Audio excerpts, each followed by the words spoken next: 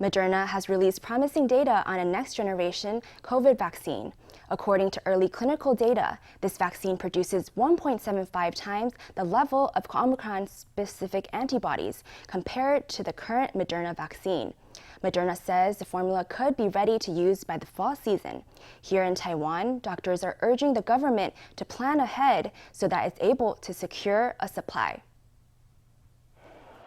In Taiwan, the first dose vaccination rate is above 90%, while second and third dose rates are 82% and 66% respectively. So far, vaccines have provided only limited protection against the Omicron variant. But that could be about to change with Moderna's announcement of a next-generation bivalent vaccine.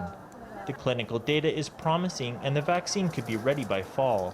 The level of neutralizing antibodies it produced, the level of omicron-specific neutralizing antibodies it produced, was 1.75 times greater.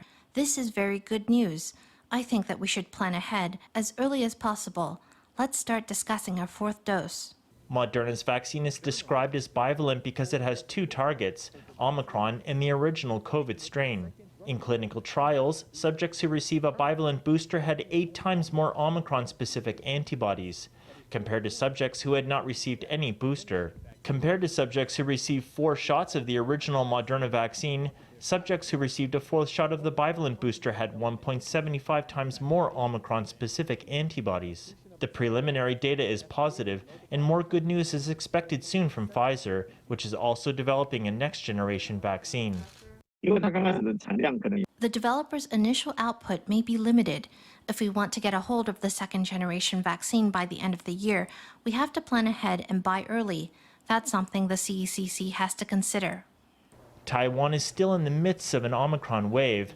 If viral infections continue into flu season, hospitalizations could rise this fall and winter.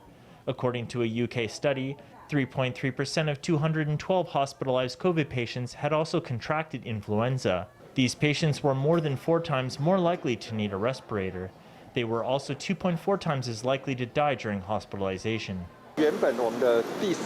Regarding fourth doses, if we have enough vaccines, I think that we can start rolling out fourth doses to more people.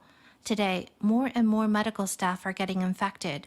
I think that we can start administering fourth doses to this group.